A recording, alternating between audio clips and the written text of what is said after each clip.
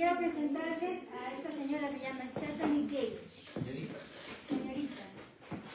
Ella tiene doctorados en neurobiología y neurociencias, ¿no? ¿Quién sabe qué es la neurobiología? A ver. Es una ciencia que estudia la neurología en general del sistema nervioso. Muy bien. Pues ella ha hecho doctorados en esto y trabaja en sitios muy importantes en Estados Unidos. No ha podido venir, pero nos ha mandado un video, nos ha grabado un video para nosotros, para que entendamos en lo que es lo que ella trabaja, ¿no? ¿Qué es lo que ella hace? Va a estar un poquito complicado porque nos lo ha grabado en inglés. Hemos estado tratando de traducirlo, pero no lo hemos logrado. Así que vamos a todos a llamar a las fuerzas de los APUS y todos que nos den concentración para poder entender lo que ella nos quiere explicar, ¿ya? Trabaja con las abejas, trabaja con las polillas. ¿Con quién trabaja, André? Con las abejas y con las polillas. Ah, ya veo. Y las estudian, ¿no? Cómo funciona su cerebro, sus neuronas, para también entender cómo funcionamos nosotros. Y a ver, entonces vamos a ponerlo todos a ver, máxima atención. Tal vez se sienten un poquito más adelante porque hay subtítulos. Se puede ver en español. ¿Quieren para ver los subtítulos? La chica primero, rápido, la última chica. So the title of my talk today is Researching Pollinators, What They Can Teach Us and How We Can Help Them. Tienes que entrar a configuración, ahí se puede cambiar los subtítulos.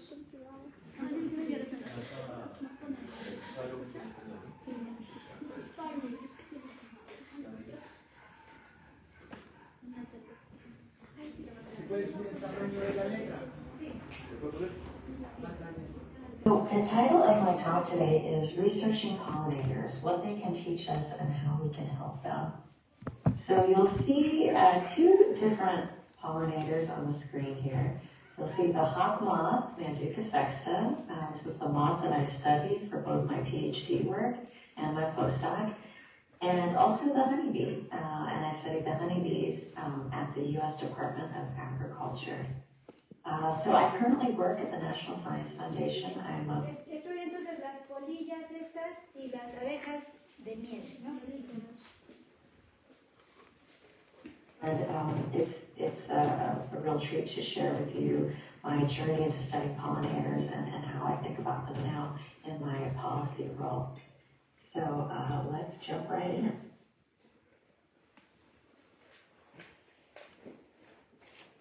So I have zigzagged and moved around the country to study pollinators in really different contexts for different purposes. So I wanted to share a little bit about my moves and share with you really on the right how pollinators are thought about and how studying them can help us with all these different fields. So I was raised in California, and I went to school at Beloit College in Wisconsin, and this is a small liberal arts college. And there I was studying chemistry and biology. And this is where I got really interested into the brain and studying neuroscience. And I got so interested in studying neuroscience, actually, that I knew that I wanted it to be my career path. So after graduating from Beloit, I went to Tucson, Arizona, and I pursued my graduate work at the University of Arizona, and I pursued a PhD in neuroscience. And so you might be thinking, well, gosh, neuroscience and studying pollinators, But actually, pollinators are regularly studied for neuroscience purposes as well as human health, as well as their amazing roles and ability to behave and interact with their environments.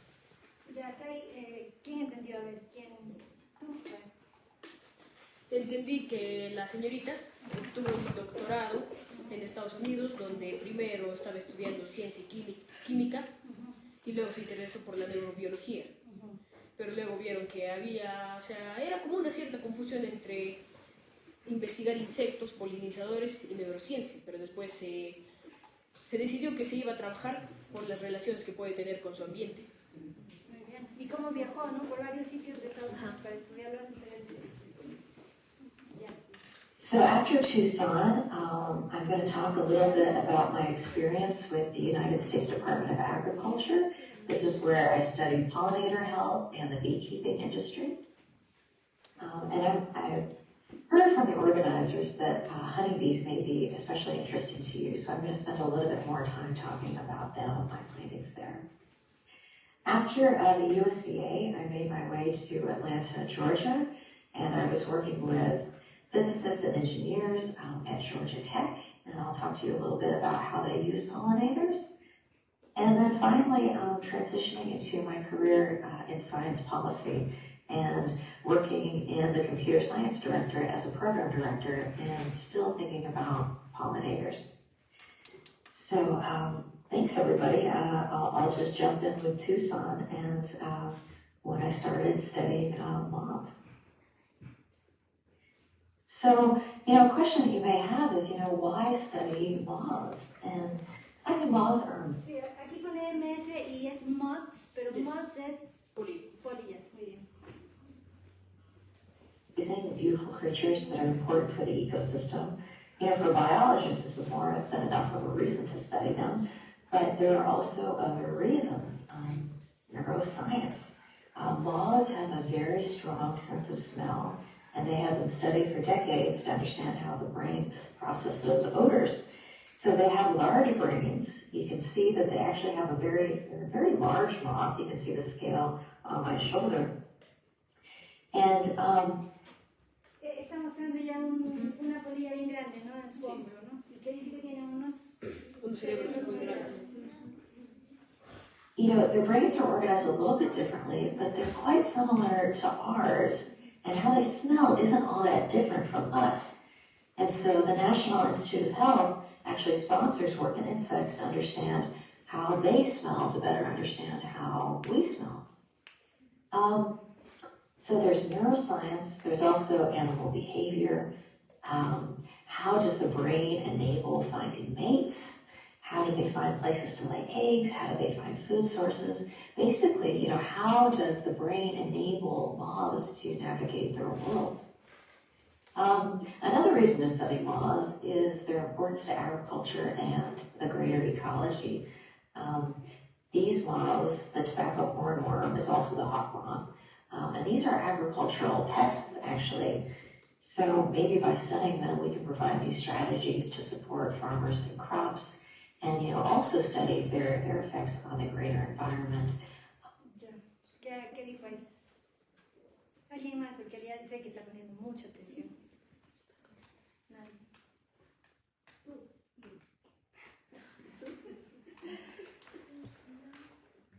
Ella dice que están estudiando a las polillas porque también se meten mucho en las... sí, para la agricultura, ¿no? Porque son plagas, ¿no? Entonces también si las estudian tal vez puedan entender... Sí. Porque esos ponen larvas en pleno sembrío y esas larvas devoran el sembrío y hacen que ya no tenga mucha producción o se acabe completamente, como también son las langostas, Pues que vienen en grandes enjambres, acabando con todo. Entonces quieren entenderlas para también apoyar a la agricultura, ¿no? And biodiversity and things of that nature. So my PhD work was really spent with a very big, broad question of how does the brain enable behavior? And so my work was really a mixture of neuroscience, animal behavior, and ecology. And so really at Beloit College, where I did my undergraduate work, I focused on chemistry. And so that's really where my innate focus went when I was studying moths. And I was really interested in how brain chemicals affect their ability to smell, or their olfactory system. How do chemicals shape the ability to learn an odor and remember an odor, and to know that that odor is meaningful and something that needs sugar and nutrition? And how does brain chemistry, how do neurochemicals shape how a moth can find a flower, for instance. So this is a hawk moth feeding from a flower, and we call this Datura radii. And so my dissertation focused on one particular neurochemical. This is called nitric oxide. This is a gas, and this is a chemical that humans also have in us. And it's actually present in all different types of animals. Wherever it's been looked for, it's been found in the olfactory system. But it wasn't quite known what it was for, why it's meaningful. And so that was really the purpose of my research there. And what I found was that nitric oxide is a really strong modulator in the olfactory system. It's really important for remembering odors, particularly in the short term. And it also has a really strong connection with circadian rhythms. Like if you can imagine, you may remember better when you're alert in the middle of the day versus when you're at night, for example. And so this particular neurotransmitter was coupled with our ability to remember with certain times of the day. Ya creo que dio mucha información. ¿Alguien? ¿Tú? Sí. A ver. He encontrado que el óxido nítrico es un compuesto que ya conozco que es un compuesto que es una combinación entre oxígeno y nitrógeno que ayuda a recordar olores a corto plazo. Sí. Que ella estaba buscando qué químico hacía que nosotros podamos oler y se encontró con este químico, ¿no? El óxido nítrico, ¿no? Lo que podemos resaltar es la relación que tiene el cerebro y el comportamiento. Y ahí da la explicación. Y de darnos cuenta si es día o noche también. Y los ritmos circadianos. Sí, los ritmos circadianos son los que nos hacen, nuestro cuerpo de día y de noche funciona distinto, ¿no? Sí. Y cuando está aquí. Muy bien. Seguimos. Más se va a poner más difícil, así que necesitamos más atención, por favor. Si pueden. O más bien pónganse de pie y salten, porque se están durmiendo. Vamos a ver.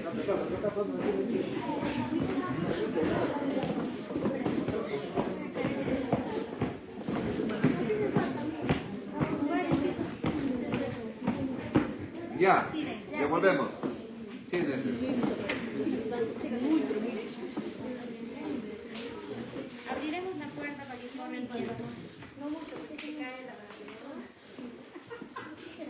Ya, seguimos. Biology can help us in ways that are biologically helpful. And so with the moth, Manduca sexta, these flowers open at night. And the moth and the flower have co-evolved together such that the moth is ready to be there when the flower is opening. So this is a really nice tie between the brain, physiology, and the ecosystem. So really enjoyed my time in the desert here. And so after my PhD, I transitioned from graduate school to the U.S. Department of Agriculture. And I made a couple moves during this time. Research funding was really scarce, and I had a hard time finding a research position. But I ultimately landed at the U.S. Department of Agriculture, where I was studying honeybees, and it was of my research career. So I'm going to spend a little bit more time talking to you about honeybees, because I hopefully it'll be interesting. Ahí todo fácil, ¿no? A ver, paz. Dijo que las polillas crecieron y evolucionaron junto con esas flores que solo se abren por la noche. Entonces las polillas pueden entender cuándo se va a abrir la flor exactamente al tiempo para que pueda tomar el polen. Y que luego se fue a estudiar, a trabajar al Departamento de Agricultura de Estados Unidos. A estudiar las abejas. A estudiar las abejas. Y encontró fondos para su investigación. Sí. En ese lugar. My work here really was building upon the lessons and research that I learned from studying moths. I was working at the Carl Hayden Bee Research Center in Tucson, and this is part of a branch of the USDA called the Agricultural Research Service. And our main goal there was really to understand honeybee colony losses. Our goal was to support the beekeeping industry and really, the broader economy that stems from the beekeeping industry. So you may have heard of colony collapse disorder. We don't quite call it that anymore, but this was a time where beekeepers were losing large percentages of their hives, and it was a very scary time. So even now, beekeepers are still losing between 40 and 60% of their hives, and we want to help them. We want them to stay in business, and we want to keep their costs down. How can we help beekeepers? Ya. ¿Alguien más? Chicos, Andrea. Sí, señora. Más o menos menciona ahí que los apicultores están perdiendo dentro de un 40-60% de las colmenas. Entonces, eso es lo que a ella le llama la atención, de poder ayudarlos a los apicultores. Sí. Porque sabemos que son tan importantes para nosotros las abejas, ¿no? Y es un estudio tan importante el que ella está haciendo, ¿no? De cómo vamos a mantenerlas. Está buscando soluciones. Sí. So one of the things that I commonly get asked is, why are honeybees suffering? And it isn't just one thing, it's actually a combination of things. And you can think about it as the 4 Ps. And so bees are suffering from parasites, they're suffering from pathogens, viruses, bacteria. They're suffering from poor nutrition, basically a lack of flowers and floral diversity. And they're also suffering from pesticides. And so my work was really about understanding the 4 Ps. What can we learn to help beekeepers with this? So I was studying parasites, pathogens, and poor nutrition. And other folks... Ahí pararemos para qué es lo que está causando que sufran las abejas. A ver, Bacterias que hay en las cimadas, también por falta de flores. Patógenos, virus, mala nutrición, pesticidas, parásitos.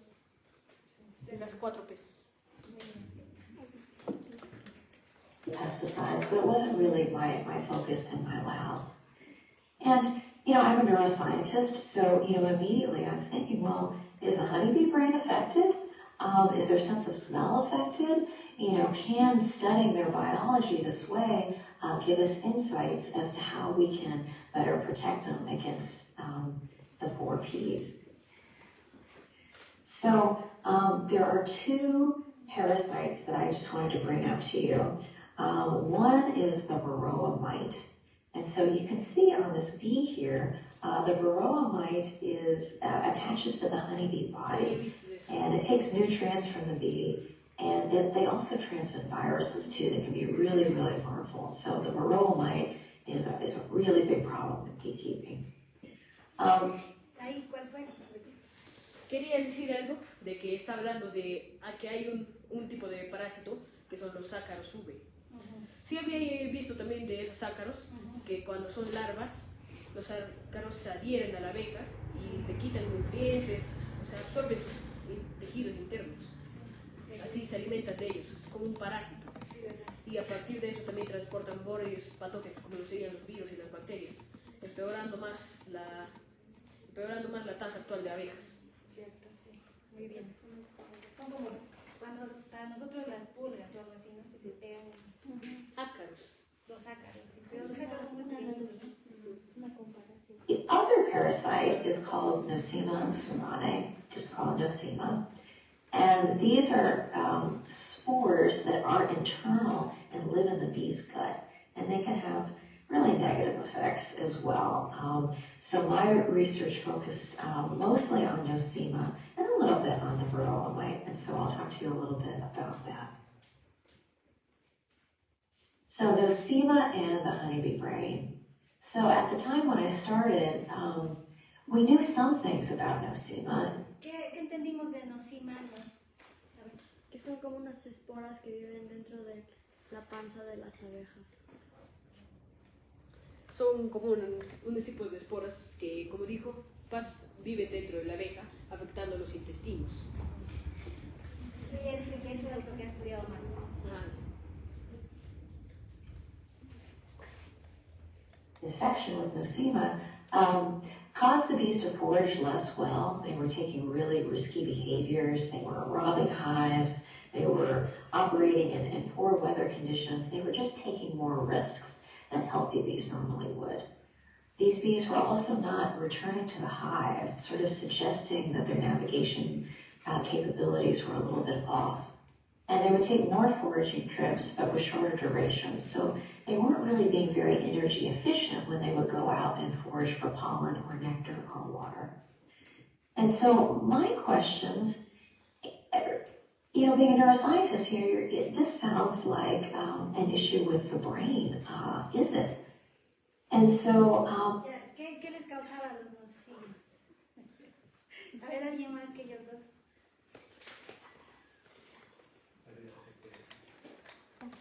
Nadie. Aquí actúan irracionalmente. Sí, a ver. Yo entendí más o menos que ellos, las abejitas están como ir volando un poco más lejos para poder captar lo que es el néctar, el polen. Y a veces el factor climático hace que ellas ya no puedan volver a su colmena.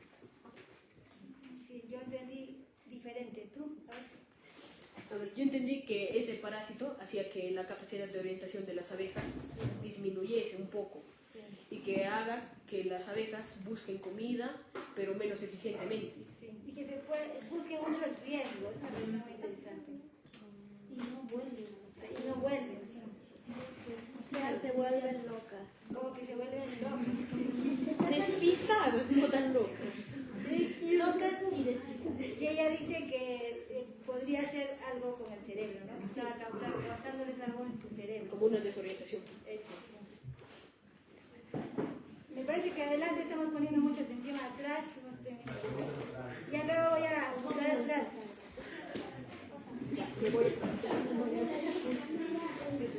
I asked specifically, is the ability to associate an odor with a reward, to see a flower as rewarding, is this affected by this parasite that lives in the gut? And then I also asked, okay, well, once this association is made, is the memory of this flower as being rewarding, is that impacted by the gut? And then I asked, are there differences in brain chemistry as well? And so what I found was that, yes, odor learning and memory is impaired, and this is largely dependent upon the age of the bee. And it also causes the bee to mature faster than they otherwise would. And so they become foragers earlier in their lives. And they're not necessarily as good at it. So that might result in some of the behaviors that were previously reported. Ya está ahí. A ver, aquí. No me acuerdo qué nombre, perdón, que tiene la chopa clarita. Sí, lente, chopa clarita, al lado de Said. A ver, lo que estuve entendiendo, lo que estuve leyendo, quiere decir esto, que desde el principio del video lo que más está hablando es acerca de lo que es la polinización y el peligro que ahorita estamos experimentando por los pesticidas y por las diferentes enfermedades que estos insectos pueden llegar a recibir, ¿no? Hasta este punto de las abejas estamos viendo que los agentes patógenos están haciendo daño debido a todas las enfermedades que está diciendo en el video como los cuatro peces. Ahora también está hablando de que la edad de la abeja define mucho el comportamiento que ellas tienen. Mientras más corta la vida, más van a buscar recolectar. Es por eso que ella quiere tratar de que todo esto trate de cambiar, para que las abejas sigan existiendo, porque gracias a ella existe lo que es la polinización. Pero está muy bien, has hecho un resumen bien completo desde el comienzo. Pero yo quiero saber lo último aquí que habló. A ver. He notado que el parásito, al parecer, está haciendo que las abejas maduren más rápido. Y eso he notado que en algunos casos puede acortar la vida de las abejas también. Pero eso haciendo también que las abejas busquen más alimento y recolecten más.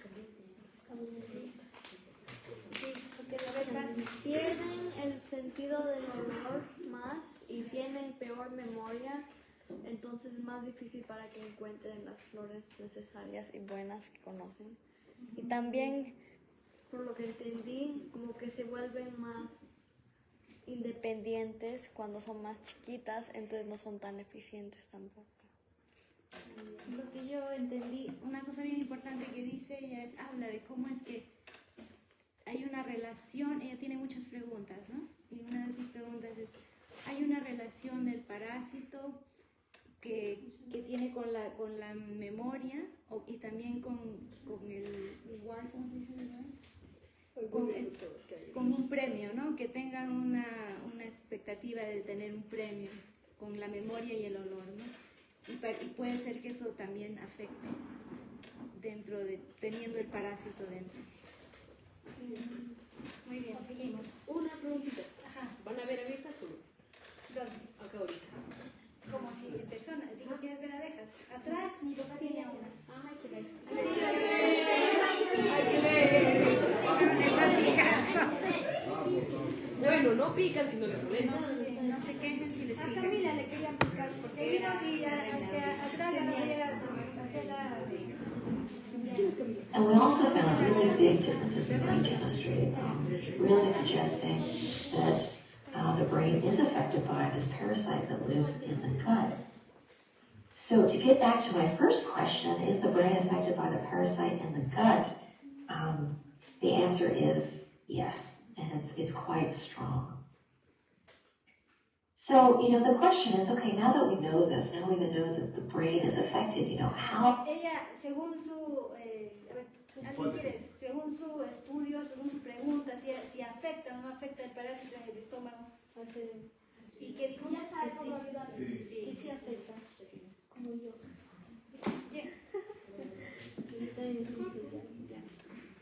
How can we help? And so you'll remember that one of the 4 P's is actually poor nutrition. Can nutrition actually help? Can this prevent infection or lessen the side effects of infection? And so we had another course of study that was asking, can good nutrition be a source to help the bees? What does good nutrition look like? Can it improve health?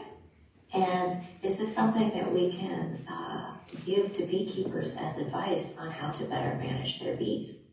So the Carl Hayden Bee Research Center, where I worked at, we were really dedicated to nutrition and understanding nutrition as a means to support honeybee health and to help beekeepers better manage their hives. So, Ahí paramos. A ver qué. Atrás, ¿verdad? Ya, me voy a... A ver, Amy, que ella está en inglés. Amy está en inglés. Ella sabe inglés. Amy Chalán sabe inglés, tenía que ver.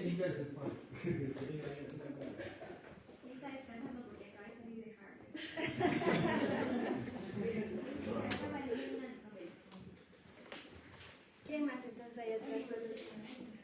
Franz. Apolo está adelante. Bueno, pero creo que algo relacionado exacto, no a lo que digo, sino más que la relación de trabajar en nutrición y la responsabilidad de los agricultores para cuidar a las abejas, ¿no? Sí. También porque la alimentación. Sí, que quieren saber cómo, ¿no? A ver, ella tiene muchas preguntas, ¿no? Y creo que la ciencia es eso, tener preguntas, ¿no? ¿Por qué? ¿Qué pasa? ¿Qué está pasando? ¿Por qué? ¿No? Y lo que ella más creo que está pensando es ¿por qué le afecta a la cabeza? ¿No? Y se dieron cuenta que es la nutrición. Afecta la nutrición a cómo nosotros nos comportamos. Y ella lo que quiere saber es por qué y cómo. Y también una de sus preguntas es ¿qué es la nutrición para las abejas? ¿Cómo se nutre mejor? ¿Cómo no? Eso es lo que ella está tratando de preguntar.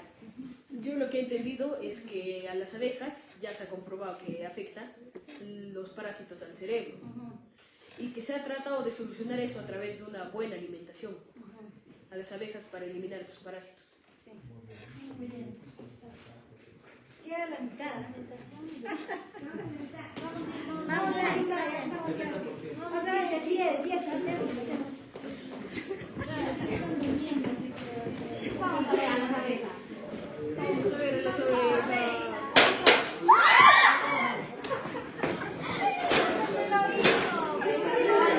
Sabía yo que esto iba a pasar. Esto ya significa que necesitamos. Ya, siéntese. Siéntese, por favor.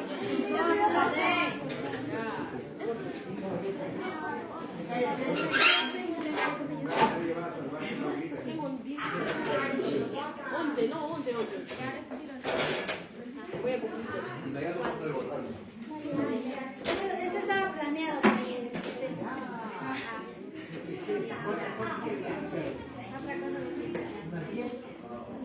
Ya, seguimos. Siéntense.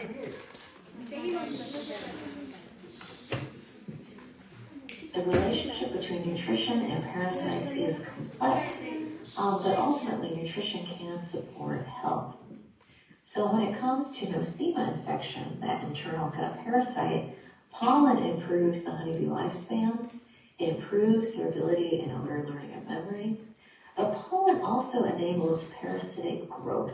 So it's interesting in that, overall, pollen is helpful and it helps the bees better tolerate the infection, but it doesn't necessarily help them clear the infection. And in some ways, pollen is actually good for parasitic growth, but it's also helpful to the bees, so it's complex. And there's also a similar relationship with the varroa. Ahí dice la bestia, ¿no? Pero está hablando de la abeja, ¿no? O sea...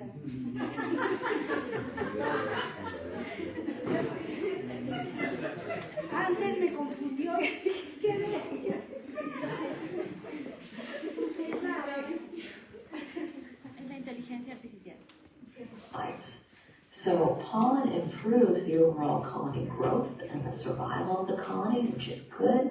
It supports immune function in individual bees, but the mite populations and the viruses, they remain the same.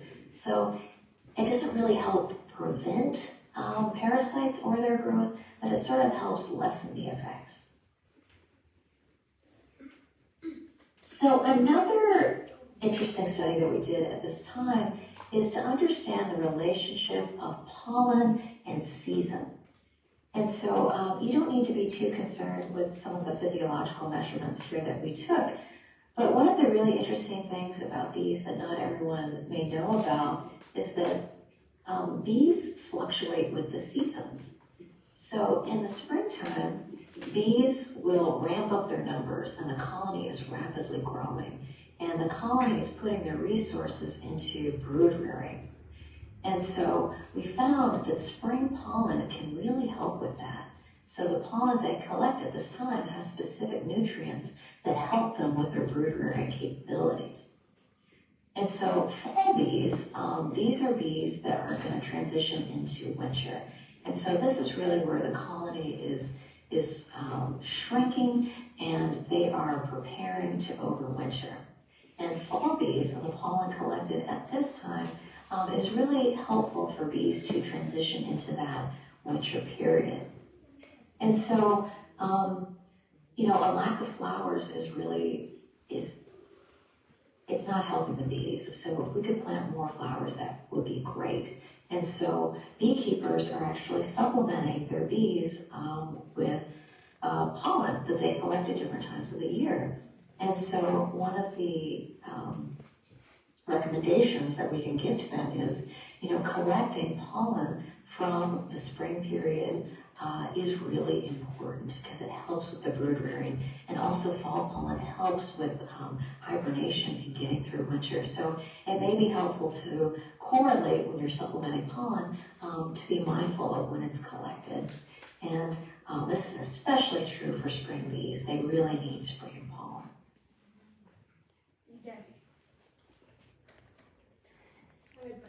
A ver, con un resumen, el polen les ayuda mucho a contraatacar los viruses esos por ejemplo, a los que tienen la de las esporas, tienen mejor memoria y mejor olor, pero también les ayuda, es bueno y es malo porque también ayuda al virus que crezca y sea aún peor.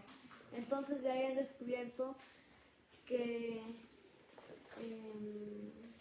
el polen de la primavera tiene más nutrientes y es mejor para las abejas. Samira. A ver, yo he entendido que el polen ayuda a que la abeja se desarrolle y tenga más defensas, pero a la vez en ese polen también crecen esas bacterias, esos parásitos intestinales, haciendo que el polen o sea una cura, o sea, por así decirlo, un veneno. Pero también se ha mostrado que el polen de la primavera es más beneficioso, porque ayuda más a la abeja en vez de hacer crecer más el parásito. Su conclusión entonces es que haya más flores, ¿no? Las abejas necesitan nutrición. Necesitan más de la primavera. En invierno la ven complicada. So some of the key takeaways from this period is that the honeybee brain can be studied to improve pollinator health. And at this time, what we really wanted to communicate was that it's not enough for bees to be alive, because that's what a lot of people were studying. Well, do they survive? Okay, but they really need to be healthy and they need to be exhibiting normal behaviors. We also found that, similar to humans, nutrition can help with infection.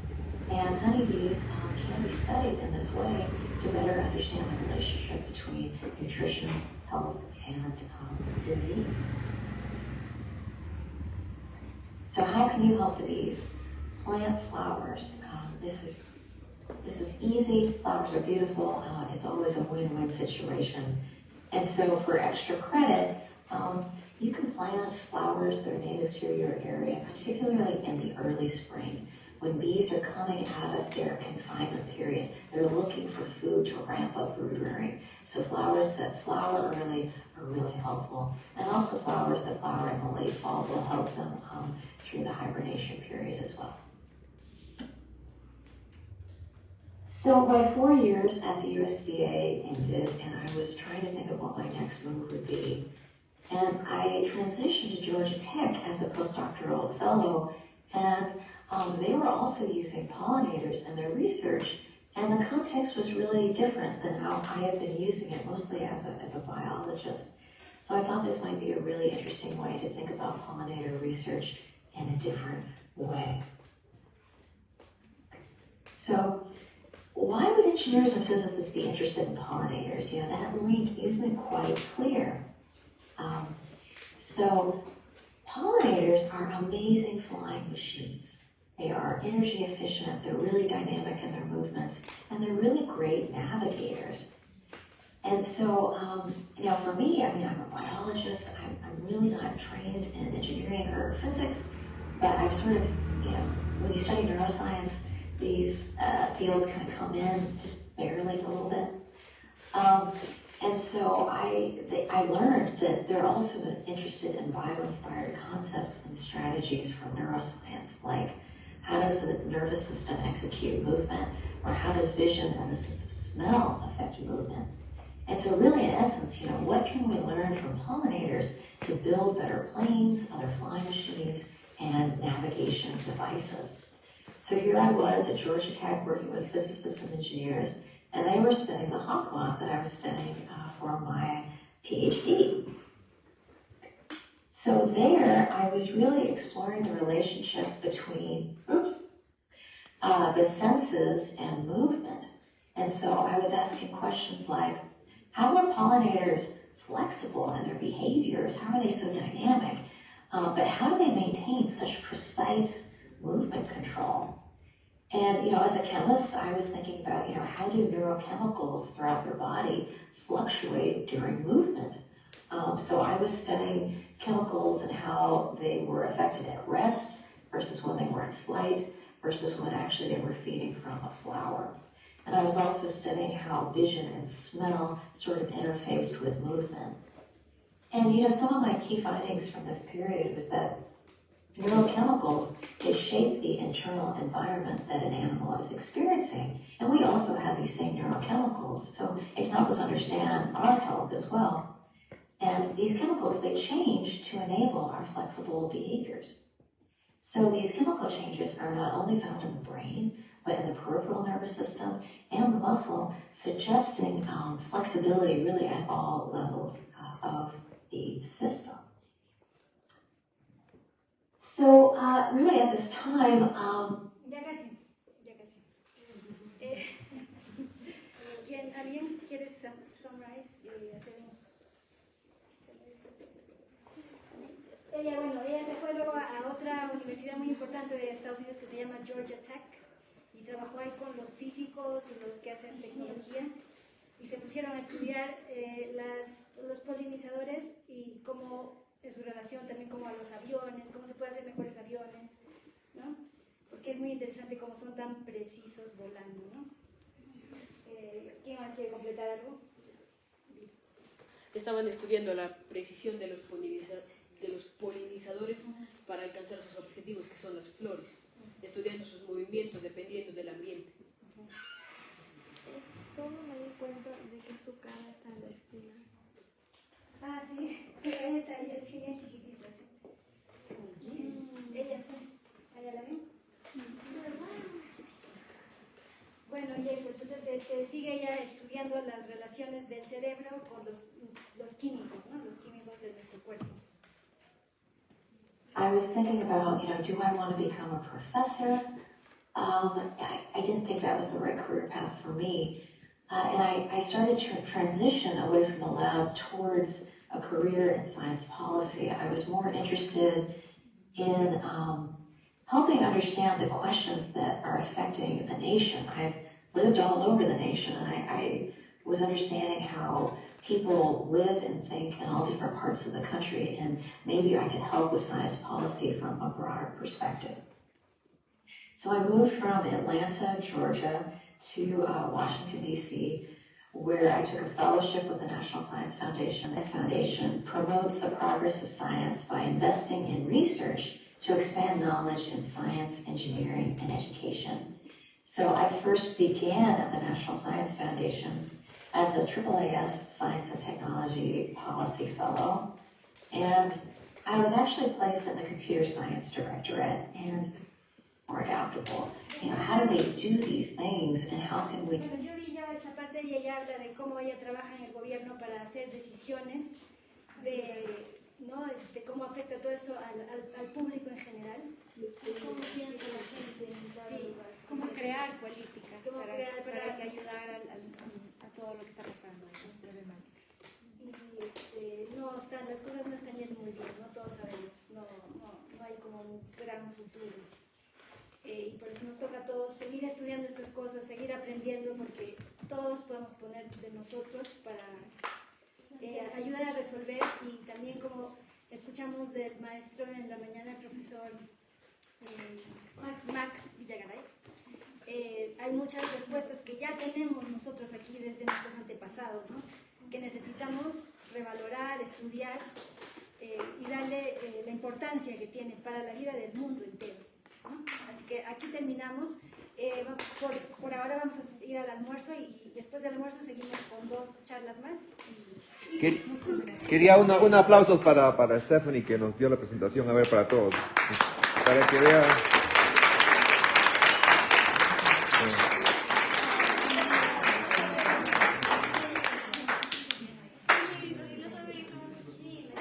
¿Quieren ir a ver los sonidos? Pero les pueden picar.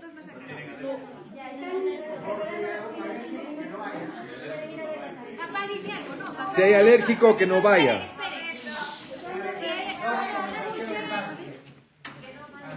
tratar de las abejas, y las abejas reaccionan a la adrenalina. No pueden ir ni muy emocionados ni muy miedosos, porque las abejas sienten todo eso que acaban de escuchar justamente. Nosotros también nos movemos de la misma manera. Pensamos que nos movemos con los pies, y los pies obedecen al cerebro. Y el cerebro manda también el desarrollo de toda la cantidad de adrenalinas, insulina y todo hacia los riñones, y eso lo sienten los animales. Por eso los miedosos siempre les atacan, hasta la pola les ataca. Que tengan cuidado, por eso de tener el miedo. Y traten de controlar, no estar acercarse. Y respeten. Lo más lejito, y